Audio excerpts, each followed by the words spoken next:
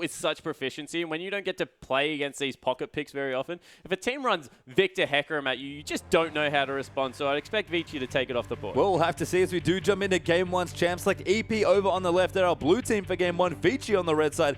They'll be our red team there as Nidalee gets banned by EP. Victor straight away banned by Vici. Yeah, and I'm expecting Rek'Sai and Hecarim to be the next couple that come off. They're just very disruptive champions, and as we said, Amazing J plays the Hecarim very well, but Dandy's Rek'Sai is just so good. Yeah, I think Rek'Sai is a big LPL jungler in general, just fits the style, lets him be aggressive, has so many options, that's why a lot of the top tier junglers like her, but Dandy especially might be the best looking Rek'Sai player in the LPL, so I do like that hit away there if they do go for it. But right now, Azir and Hecarim the next two bans. Yeah, so Azir being taken away from Hatong, not surprised about that whatsoever. So mid laners might start looking very seriously at the Lissandra pickup. Of course, the other one that sticks out like a sore thumb is the Xerath coming through for both mid laners.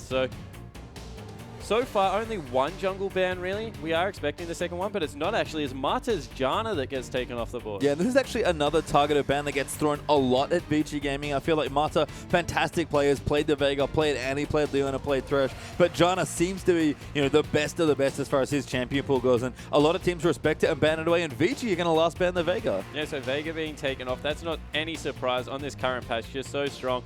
I like the Janna ban just because it gets rid of all the initiation EP want to bring. They are a pile-in team. You can see with their first pickup in that Gnar straight away. They're looking to team fight early, so get rid of all the disengage. Also allows, I guess, Marta to be on a slower support. It's crazy, but Marta really does fly around the rift. You pair him up with someone like Danny, and they can be everywhere. So nice ban phase coming through, but some good picks coming through on Vici's side. Yeah, these would be two very strong picks if they do want to go for them, but Vici might even change it up, and Gnar, very strong first to pick here for EP. We are going to go for Rek'Sai Graves, though, so Vici can leave both Lissandra and Kassadin still open. Yeah, so Kassadin up is a big one for Hotong, but also means that Lissandra, Jarvan can fall through, and that's just a huge wombo on the top side of the map. If they want a team fight, I don't think you could get a stronger call than that. Throw a Leona in on support, because I don't know how contested that would be. And you've got a pretty all-in scrappy team. Yeah, pretty interesting to see that with both Corki and Graves available, Vici want to take Graves now just to make sure. I mean, he's very safe, but EP, they answer well here. Annie and the Ahri going to be the picks for ENG Pacemaker. Yeah, we mentioned the Ahri game already from Raphael yesterday. 11, 1, and 10 went absolutely nuts against Rookie, one of the premier mid laners in the LPL. So he could definitely play it. The Annie is something that we see from time to time come through for Shoot. Another initiative support that is so important in the Chinese meta. You have to have these tools that can get in, especially with the flash tippers. And that's a lot of counter engage coming through from Vici now. The Lissandra and Morgana locked in. That's a fantastic amount of anti-dive. Yeah, just a good amount of, maybe even some engage as well if they want it. So a good all-rounder comp for Vici so far. Lissandra Morg, like you mentioned, going to come through here as well. I think we might actually, they've left the Soul Olympic open here with a flex from Lissandra, so I was going to say we might be seeing Lissandra Ahri again. Yeah, Lissandra Ahri is that weird matchup where Ahri has a very small margin for error, because if she ever misses that charm, just gets tombed up with that ultimate that comes through, and then a lot of lockdown CC and can follow quite well with the Glacial Path. So I like the matchup, but wouldn't be surprised if they took it into Amazing J. Does well early game, but does tend to struggle as Gnar gets tankier. Yeah, and Drizzle actually wanting a bit more team fight, it seems like. Corki and Jarvan the last two picks for EP, so Lee Sin is up, but he'll fall through the draft here for ENG Pacemaker. Yeah, it certainly looks that way. Also, the surprise is that no one in this draft has taken away the Kalista that was hovered for a little bit with the Annie, but don't want to take it into the Graves lane, especially with the threat of that being a mid Morgana and being able to take the Leona in. Just would have been an absolute devastating combo. Yeah, I feel like just in general, Graves and Corki especially, and especially Graves, given how the matchup plays out, I feel like nobody ever wants to pick anything into Graves anymore because he's just so strong. Yeah, he certainly is. He's that huge lane bully. The surprise, though, is that they're picking Graves with neutral supports. For me, Morgana doesn't win a lane unless you hit those miracle binds, and it's quite a slow skill shot. So I like the Graves pickup, very aggressive, but I just think that if you're going to play Graves, couple it with something a little bit more aggressive. The Thresh is still available, the Leona's still available. We've seen a lot of success in Graves being in these bully lanes. Yeah, and the last pick, of course, Maokai there as well for carry. So we'll take a nice hardy tank into the top lane to round out the draft. So pretty standard stuff. It almost feels like every game it's just Corki or Graves. Who do you want more? Yeah, exactly right. And that seems to be the priority. Amazing J versus carry. This will be a very volatile lane. if Na gets ahead whatsoever. We've seen him absolutely dominate that lane in mini Nas form. So hard for Maokai to deal with. Yeah, and there's the jungle matchup, as well. Dandy, very experienced in this particular matchup, Rek'Sai versus Jarvan, and he's going to be fine. This is interesting. Raphael does have cleanse, by the way, so going to take that defensive choice into the mid Lissandra once more. Yeah, it's so important to just be able to get rid of that tomb early through the game, especially with a Rek'Sai providing the knock-up. Just a devastating combo. Yeah, and of course, like we mentioned, matchup we'll see a lot today, I'm sure, that Corki versus Graves, and Marta going to take the slightly more defensive Morgana into the aggressive Annie. Yeah, so Annie really needs to get around the map and help out here. If Marta can set up some deep wards, it puts Shu at a disadvantage, you feel, from the get-go. However, in a 2v2 lane, Corki Annie should be able to win it.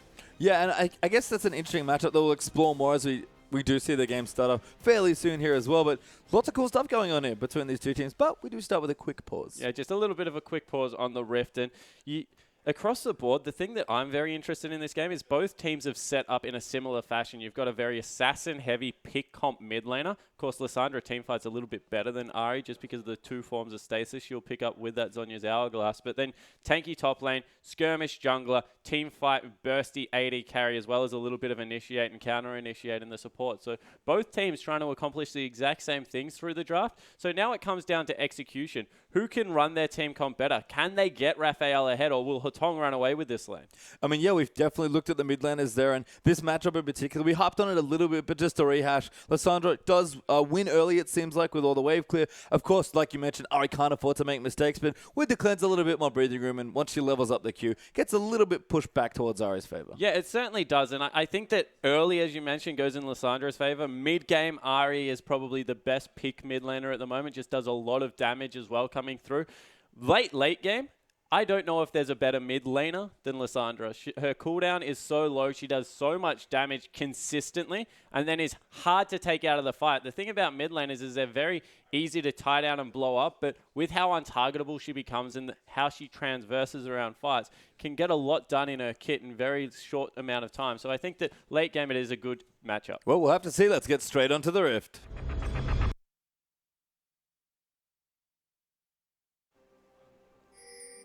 And we are on now as well. Energy Pacemaker versus Vici for our first game of the day here. Vasily back on Graves for what, the 10th time in a row? Something like that. Yeah, he certainly has been picking it up a lot lately, and we see across the Rift, standard lanes look like they're being approached from both teams. No one really going for that lane swap, so will be, I guess, a very volatile situation if you take the two aggressive carries head to head.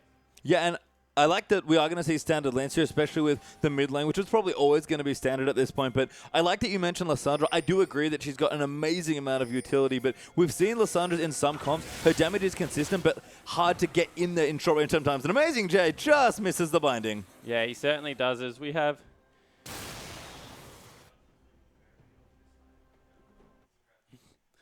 So we get back in and we see Kane having a little bit of a look around. So AD carry is actually going towards the top side of the map for both teams here. Vici was also able to pick up a first blood there. That went over to Marta in what was a big team fight. Now Kane needs to be careful. Yeah, a bit of a bloodbath at level 1 there. Kane actually almost flashes back into the binding, but Vasily will join him up now there as well. And Kane down a summoner spell in what is now a 2v2 in the top lane. Yeah, it certainly is. And that's 3 summoner spells down on the side of Energy Pacemaker's bottom lane. And you see how aggressive Vasily is already, completely zoning off the wave. They've both got their flashes available, Marta and Vasily, so they can play as aggressive as they like. Yeah, and this is exactly where Vasily wants to be in any given game here. Pick the lane bully, get aggressive, go in, and just make sure you can pick people off. Yeah, it's exactly what he wants to be doing, and now the wave's pushing in his favor. He can definitely continue to utilize all of the bursts that Graves' early kit provides. One of the best carries just with levels and scales ridiculously well with just flat AD. Yeah, Shu actually now in trouble. Getting backshotted very low there as well. Is forced to pop the potion and all the early trades going in favor. You mentioned it, when Morgana hits bindings in this lane, Graves just cleans up so well. Yeah, Morgana's binding really is the turning point of lanes. If she's able to nail people with that, really does put her at a strong advantage. However, normally people can just wait behind the creeps, but how far up Vasily was playing meant that option wasn't available to Kane and Shu. Yeah, really smart actually. Like you mentioned, Vasily already zoning them off creeps, which naturally creates more space for Mata. Yeah, exactly right. You can see that they keep the pressure on. A little bit of a fast push now coming out, and Kane just trying his darndest to get as much CS under this turret as he can. Yeah, Vasily loves to do this as well. We've seen this from quite a few Graves players in particular. Just going back to the old school Graves style, buckshotting the wave almost on cooldown and just pushing as hard as you can. Yeah, and the importance of that is to just make sure you have enough, I guess, mana in the end for a smoke stream quick draw, because it does open them up for ganks.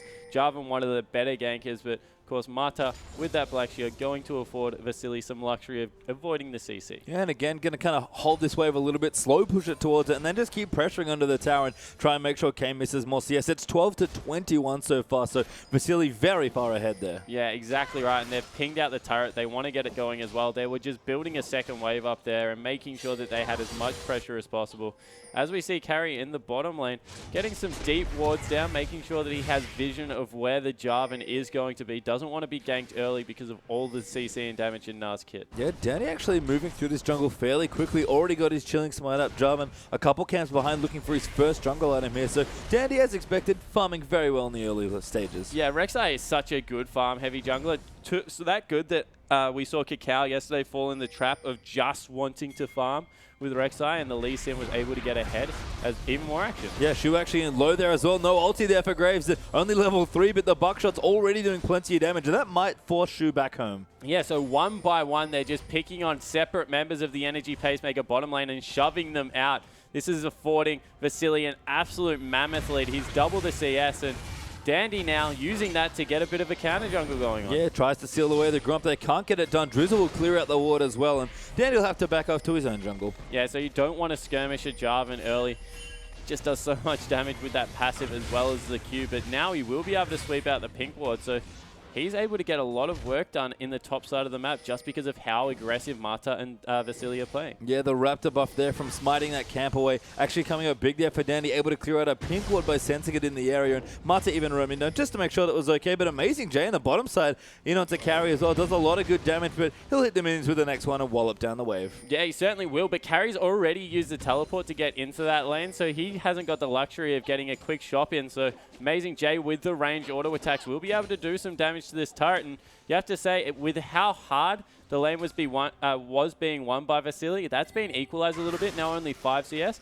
And Amazing Jay is smashing Carry in that lane. Yeah, that's actually something I wanted to ask you. That's almost unexpected, I feel like, with such a safe laner like Maokai. Yeah, it certainly is, but you would expect him to maybe go the shield in the matchup, not the ring. I feel that's just a greedy first pickup. I think that Dorian's shield is the best starting item against the mini Gnar form because he does very low base damage, but it's the consistency that he hits it with and hoping to build up the hyper. So Dorian's shield able to block a lot more damage out of there than what ring can. Yeah, and at this point, Amazing Jay going to come back with his shield, with his Giant's Belt now as well. They're actually going to swap the lanes back to standard lanes now as well. And this could mean that Amazing Jay can continue his reign of terror in the top lane. Yeah, he certainly will. And Gnar scales with levels better than most top laners, able to get more points into the hyper early. If that is the build that he does go, just means that all of the auto attacks stack up so well. Hasn't gone with an aggressive first pickup, realizes that he needs to be there to shut down this Graves, who's starting to get ahead. Got a pickaxe now to Vasily.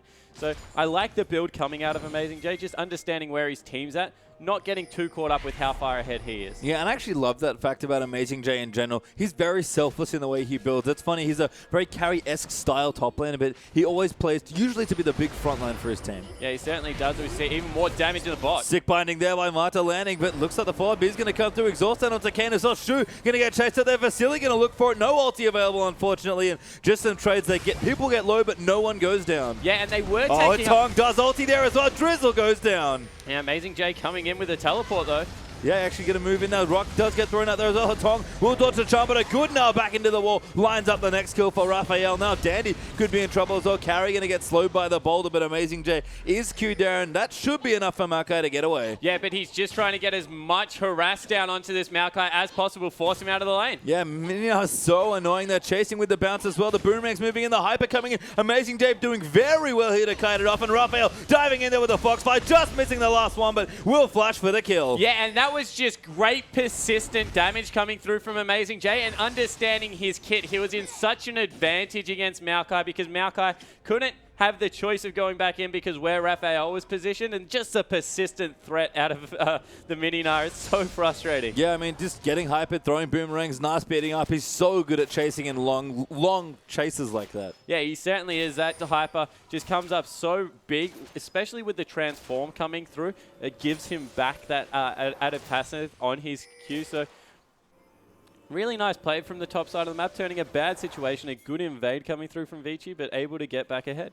Yeah, things going to settle down a little bit here as well as we see Shu returning to the bottom side. Now mobility boot's done for this Annie, so looking just fine here. And only 2 for 2, a couple kills traded back, and the gold very even still. Yeah, it certainly is. And the CS lead has started to, I guess, normalize around that margin. So it's not getting too far out of hand for the bottom lane at this point. And you have to say that Vici, with how far the bottom lane was ahead, you might have thought a little bit more attention would go down there. Yeah, we saw it earlier, but all the bullying just couldn't quite get them over the edge. Kane, though, has got emergency double Doran, so maybe that's what Vici will take away as a win there from that particular lane matchup, but we'll have to see. I mean, Corki, we've seen it. As soon as he hits that Trinity Force, as long as he gets it in decent timing, doesn't really matter if it's super late. Yeah, it certainly doesn't. And I like the double Dorans because it gives him a little bit more lane pressure, but he's still struggling very hard against this Mata. And Shu, he's recognized bottom lane a little bit of a lost cause, picks up the fast Mobies, might be looking to get around the map and impact other lanes. Yeah, I mean, we've seen Annie do it before at, level 2, level 3. We've seen a lot of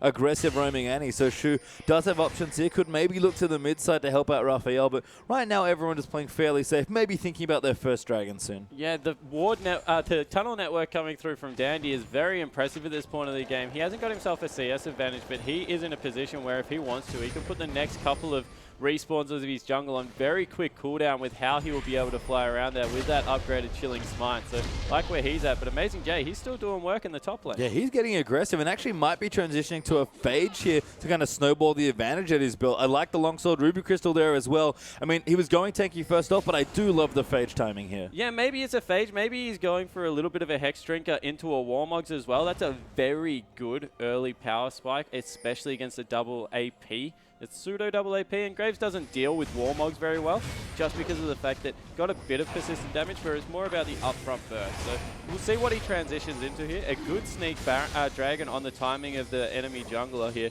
coming out of Dandy, so he'll be able to pick that one up, and they won't really know when that happened. Yeah, I mean, credit to Vici's bottom lane as well. So much pressure being put out there that Dandy knows it's very safe for him to take the dragon. Also, Hetong can always threaten in transition with the ulti, so very smart stuff by Vici Gaming. Yeah, so Vici able to pick up the first major objective, but gold has normalized across the map, and whilst Graves a little bit ahead, Corki, as long as he gets that Trinity Force spike, will be okay. And you think maybe it is in the favor of them to keep this Maokai down. He's behind 20 CS, and you much rather have a very fed top lane tank to deal with these low threat AD carries and not tank busters than what you would, I guess, equal as AD carry in this. Because as I said, Kane will do his job. Yeah, he will. And Amazing Jay's kind of looking to maybe bully the lane a little bit more, finally finish his longsword item of choice. It is Phage this time around, and with the CS lead that he's building, he can start continuing to bully his Kane down the bottom. Actually going to get aggressed on by Vasily. Mata doesn't find a line for the binding, and Drizzle's down here as well, actually. Yeah, Drizzle now recognizing that he needs to get a little bit of pressure in there. Kane's in kill territory, so just looking to see if he can get any action. Not able to do so. A very good ward in that brush. Spots out exactly what Shu was trying to do over the wall as well with the flash tippers coming through. So a little bit safer. And the Phage pickup, that's interesting. That means maybe they're trying to split push a little bit more. Don't want a team fight against this and need Gnar to get going and really be able to take down these turrets, push out the waves. Yeah, he's doing well so far though, as Dandy will clear out the Scuttercrab. Drizzle going to check for vision and get the bad news on Dragon there. Unfortunately, it's already been taken out by Vici at a pretty standard time, to be fair, but was just soloed away by Rexos. As you said, just doesn't need to be in any lanes, farming the jungle here, power farming even. Yeah, getting ahead a little bit in CS, able to pick up that big objective, and now just controlling the top side of the map vision-wise throughout the river. And you can see they're trading. This is maybe my one criticism of Vici. They ward up the whole of the map, even though they're not pressuring any of it. So they're using it very defensively, and they're not really securing that much of a lead. On the other side, you see that they're trying to get eyes on Dandy before he leaves the jungle. So they've got two very deep wards in the jungle.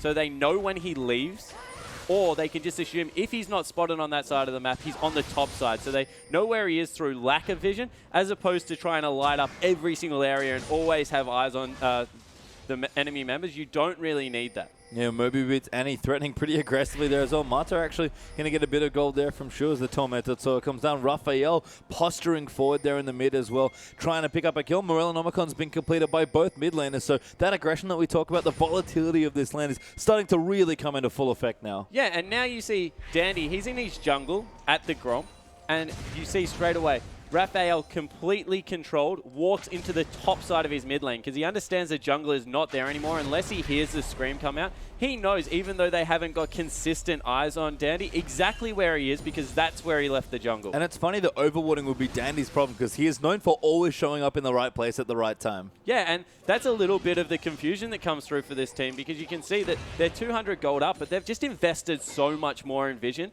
They've lit up the complete control of the map. They've got 3 wards on top side and 5 wards on the bottom side. It's absolutely huge how much gold they're putting into this. I mean, and that was one of our earlier criticisms, like you mentioned, of them early on in the LPL, where they just did a little too much warding. It sounds like a silly thing, but you can certainly ward too much. Like that 200 gold that you mentioned, that's probably mostly wards. Yeah, exactly right at this point because the Sightstone isn't being picked up from the jungler as well. That is all wards at this point, so coming through there, they need to make something work off it. They got the first dragon, you have to say, through good denial of vision. So maybe that's what they're hoping for. Drag the game out late, but pick up the neutral objectives along the way through good vision control. Little dangerous to maybe drag the game out against the Nara, especially because Amazing Jay's still having a great lane there in the top side. And Kane still keeping competitive. Actually went for a quick Sheen in this bottom lane, so couldn't go for the phage that he wanted, but just trying to make sure he can last hit minions as best he can. Yeah, and that was just because he was a little bit further behind, so he doesn't want the persistent trades. He wants a quick phosphorus spawn auto attack when Vasily gets caught going for some creep. So agree with the build coming out. Drizzle once again looking towards the bot lane. He wants to make something work down here. Yeah, he's got his Sightstone there as well. Vasily actually a very good timing for the ward. The Black Shield, though, does not quite get broken by Tibbers.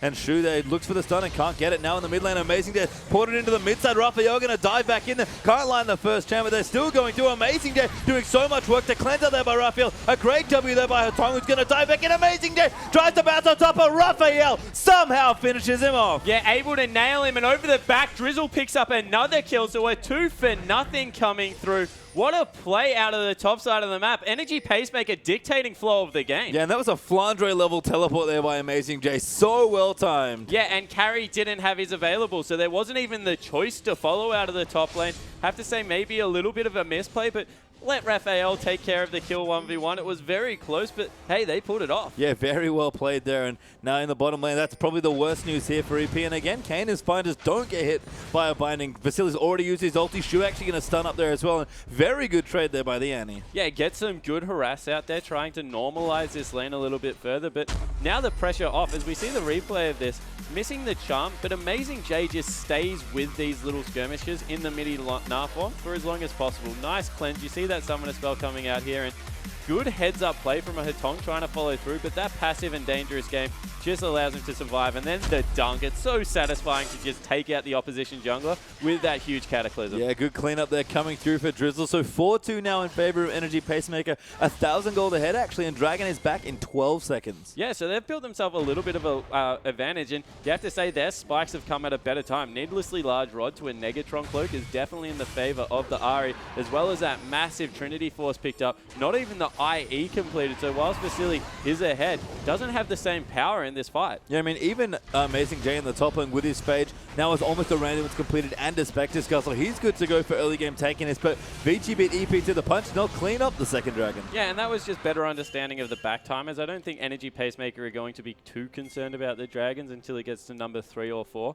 However, they would like to pick up that first one with all the flat AP that is coming out of the Ahri. Yep, and I mean, the first one's always good. They'll try and get it done, and Marta now going to move back towards the bottom side as well. Raphael moving in towards the mid as well. There, like you mentioned, does have the need to see a large rod, possibly a Rabadon's coming through for Raphael if he wants more flat damage, but I would guess Azoni's just for a bit more teamfight presence. Yeah, normally you would expect Azonius to come through here, but he has been playing extremely aggressive in the last couple of games, so maybe not going for something along those lines. I would like the aggressive pickup, because if his team needs a carry, it's definitely him at this point. Kane's still a little bit far behind. Yeah, and that was sort of the other point that I wanted to highlight when we looked at these two mid laners as the people that were really setting up in this game, because they've both been playing fantastically recently.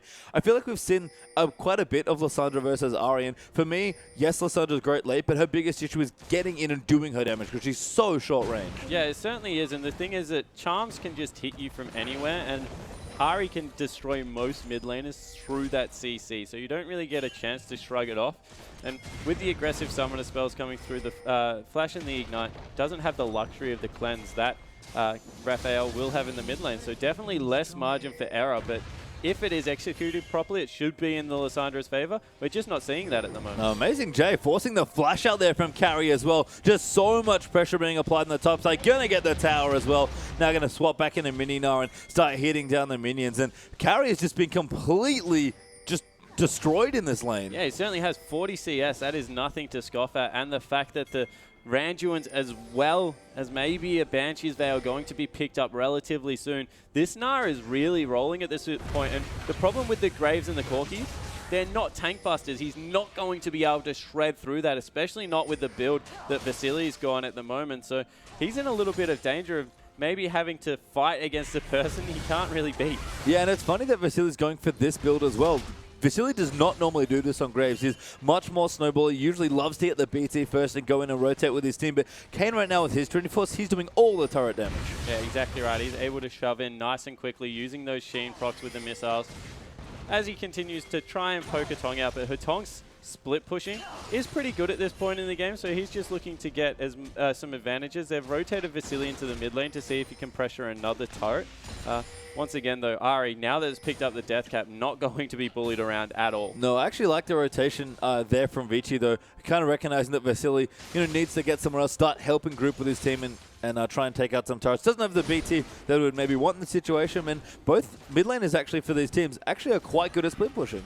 Yeah, they actually both are very good split pushers coming through, and more importantly, both destroy ADs if they're able to find them alone on a particular area of the map. And we see a little bit of control over the bottom side. Shu trying to get some vision for his team, but Amazing Jay just continuing this reckless onslaught in the top lane. Yeah, he's finished the Randuin now as well. He's so big. I mean, it's kind of weird to talk about a tank champion like now and call him ahead and like really big, but when you have a super tank, like you mentioned, when you don't have tank busters on the enemy team, if they have a big 5v5 team, but Amazing Jay is going to run all over Vici. Yeah, he certainly is at this point in the game, and the flat damage that comes out of the Mega Gnar form is just absolutely huge, and we see a little bit of a skirmish in the mid lane. Yeah, Vasili could be in trouble. Amazing Jay going to bound in there as well, but a great binding there from Mata. Forced to flash over the wall. Raphael wants to chase him. Good juke though, but Drizzle just going to dunk him there, flashing over the wall. Yeah, the dunk and the auto attack passive coming through massive. That's a second cleanup coming through, and that's the danger of split pushing with your team fight top lane.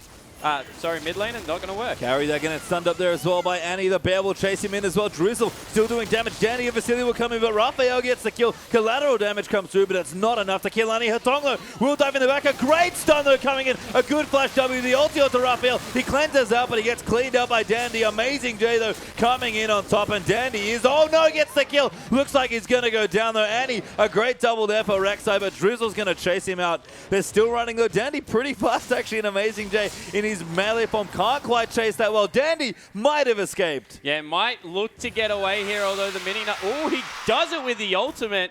Fantastic play out of Dandy. Able to pick up a return kill as well amongst all of that. So really nicely done by the Vici jungler. Awesome stuff there coming through for Dandy. Does get the double and gets straight out here. We talked about it, Dandy, whether it's a big carry jungler or, something a little more versatile and a bit more utility based like Rek'Sai. Dandy's just playing fantastically all game long. Yeah, he certainly is, and he's 2-1-2. He's still up in CS, so he's doing his job extremely well coming through in this matchup, and he really is a shining light along with Vasili at the moment. Vasili hasn't got any of those kills, but has picked up some good CS for himself, moving into that static shiv, and we saw the amount of upfront burst damage that came through from that Grave Buckshot collateral damage combo into that brush. If he can nail the whole squad like that and not able to, I guess, have to worry about the Gnar, he's in a good position to do a lot of damage. Yeah, we have Dragon coming up now in about 35 seconds. Is this the best time for Vici to want to pick and engage here? Because EP have picked up quite a few items since the last few Dragons. Yeah, I think that Vici right now don't really mind. If they can sneak it away, they definitely will take it. However, they don't have to fight because they've got the luxury of having picked up the first 2. So that's still a 30-minute window. The game has to go for 50-odd minutes for Energy Pacemaker to really threaten with that 5 Dragon buff now. So Vici aren't in a position where they're overly concerned with that snowballing out of control. Are they maybe worried about getting outscaled in this situation? Because again, we've talked up Amazing J in this game, and he's very tanky at this stage. Yeah, they certainly, I guess, in the back of the mind, they have to worry about the Gnar, but as it gets to the late game, it's more about playing around that transform and allowing Maokai to be the superior tank when he's in mini Gnar form. Yeah. As soon as Amazing J transforms, he has the edge, but in the small windows when he's not in that form, Maokai is a fantastic late-game tank in his own right. Yeah, and I think the thing you hit there just perfectly is Maokai is consistently a big tank, whereas Mega Gnar has to go back and forth between the forms. Yeah, exactly right. And it looks like now Vici have pulled this one out, making EP choose between whether they want a team fight or not, and Energy Pacemaker a little bit late. Yeah, I mean, they've got a gold lead here, but Amazing J has no rage to speak of. He's going to dive in. Dandy gets the first Dragon. Tom going in the back, but he kind of gets blown to pieces. Ult himself at the last second, and Raphael getting dived there as well, but good knockups coming in. Drizzle doing so much interference in the backside there. Amazing J gets the kill onto Vasily. There's another one. It's actually 4-0 already. Hatong just getting out. Yeah, and I take it back. That was a one-team fight, 4-0. With no Mega Gnar. Amazing J providing a good tank line threat just as a mini version. But Drizzle nailed 3 members in his Cataclysm. Horrible positioning coming out of Vasily and probably got blown up way quicker than his team would have liked in that situation. Yeah, Drizzle coming back in there as well. It's just going to be around to look, maybe smite it. Actually already has smited the Baron. So going to use the 2 here potentially in the 15-second cooldown with the charges. Dandy not around to steal it though, so a very safe Baron for EP. Yeah, and now Energy Pacemaker with a 5,000 gold advantage off a very good one-team fight and that big Baron buff. 3 Dragons over to Vici, so they're in the driver's seat in that regard, but you don't want to be in a position where you're just praying for that 5th buff. No, and EP, who had maybe 1,000 gold ahead, have just jumped ahead in gold now. What, 4,000 gold up now? Yeah, so they're in a very good position. We see all the items coming through. 2,000 gold to be spent by the mid laner. He's going to be able to pick up his boots too, potentially. Maybe we'll even decide to go towards another needlessly large rod. Maybe. I mean, has an elixir actually as well. So finishing the void stuff, 3 items up now. Very aggressive choices by Raphael. Yeah, that's a hugely aggressive choice and not, I guess, all of that much MR coming through. I mean, you have the Abyssal Scepter, but that's really it. A Banshee Veil on the jungler. Maybe just doesn't want to get to the point where he's committed to the Zhonya's Hourglass, and there really is a lot of MR starting to come through. And Corki, with that Blade of the Ruined King, we haven't seen that be the popular build as of late. They've tended to prefer Bloodthirsters, but you can see with a Rek'Sai diving on you, with a Maokai diving on you, Blade of the Ruined King, definitely a good choice if you want to kite. Yeah, Kane just wants to be safer. He's, like you mentioned, the consistent damage threat in this comp. Raphael can kind of deal the rest of the damage, and EP have plenty of interference to run. Drizzle actually does have a locket done now as well, so going to help a lot against Lissandra. Amazing J still getting aggressive, just chasing everybody down. Yeah, very little cares coming out of Amazing J at this point of the game. We saw him survive a team fight as mini Gnar. If he gets a transform in one of them, it's going to be even worse news. And you see that they're just so happy to siege down with all of this range carries. They've even sent their mid laner into the bottom lane to help deal with that. And the response from Vici is a kind of weak split push with a Righteous Glory Maokai, and it's just not good enough. Yeah, I mean, Ari going to get the other tower. Baron minions helping up so much here, and this is a great split by EP. Just an amazing rotation to make sure they take as many turrets as possible. But Dandy, I think he's looking for a flank. He fires the Price Seeker and does see Drizzle. Yeah, but Amazing J, once again, transforms at the right time, means that they can't engage onto it in the bottom lane. They're getting even more work done. Yeah, Kane even moving in, going to try and get the Sheen procs down as well. Can they take the tower in time? Hatong going to threaten there. Kane gets locked up. Massive damage there by Hatong as he ults himself, but Mata gets low there. Maokai going to get the kill on the Corki though in the back, and Vici fighting back strong here with 1 kill already. That's 2 for 1 now actually in favor of EP as well, and they're going to keep chasing in. Shu guiding back and forth, but Carry locks him up. Charm going to land in there as well. Raphael trying there as Drizzle in the back does kill Vasily. Carry doesn't do that much damage, does get the kill into Annie, but a clean ace completed. 5 for 2 EP. And I never thought I would say this, but Amazing J is better in mini Gnar forms in team fights than he's in Mega Gnar form. He completely whiffed his ultimate, only nailed the Maokai as the tank, but then as soon as he transformed into mini Gnar, he completely took over the fight with so much raw damage coming through there. Couple in the fact that no one can pin Raphael down. Drizzle. Drizzle. Yeah.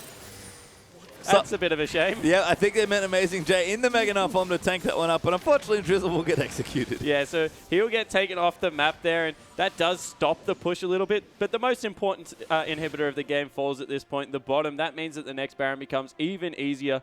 The mid lane turret also has absolutely no health left on it. So what a fantastic early game coming out of Energy Pacemaker, and they transitioned it so well through the mid. Yeah, they really did. And again, it's sort of adding to the fact that when they've looked good, they've looked great as a team here. And they haven't even thrown out that many curveballs this game. I think Amazing J's which is a standard champion, maybe the only curveball he actually has completed a Trinity Force. Yeah, so he's gone for that Trinity Force, and why not? He's at the point where two I guess, defensive items are going to mean that he's nearly unkillable in these fights anyway. So he wants to be a damage threat, and I guess the Corki got behind a little bit early game, now caught up with those two big damage items himself, but Amazing J just means that now he can't be ignored in the fight. It's not all about his CC. He's going to do some serious damage. Yeah, and this is what I like about Amazing J as a player. Always knows his role, commits to whatever his team needs in the early stages, but can transform into a carry top laner if he needs to. Yeah, and he certainly has done that this game. 6-0-9, and absolutely smacked carry about in lane. So you have to think that he's put his team in a very good position to carry. Sure, in the mid lane, they played fantastically well, as well around Raphael. However, that top lane was what really got the snowball starting. Yeah, I mean, Kane's just playing catch-up all game, and he's in a decent position now. Hatong just gets away as True throws a ward into the brush, but Energy Pacemaker, next Dragon up in 40 seconds. Vici, going to be very difficult for them to contest. Yeah, and I guess the thing that's surprising me the most is how, I guess, more affected Drizzle has looked than Dandy, and Dandy got his Rek'Sai. Drizzle's got 14 kill participations out of 17 for his team. Sure, Dandy's been involved in 100% of his team, but really hasn't been able to start things up. Drizzle has been more of a cleanup squad, but has been in the right place at the right time, and that's generally what we compliment Dandy for. Yeah, Amazing J going to move in there as well. Again, posturing very aggressively on what's now a Bruiser knife here. Gets the double boomerang, and he's just zoning everybody off. Completely zoned them away from Dragon, so now they have to make the hard choice. Do they commit to the mid lane push and try and get them away from that objective, or do they give up the first Dragon for Energy Pacemaker for free? And it looks like they've completely given it away. Amazing J going to be able to zone continually throughout this, and Kane will just take it by himself.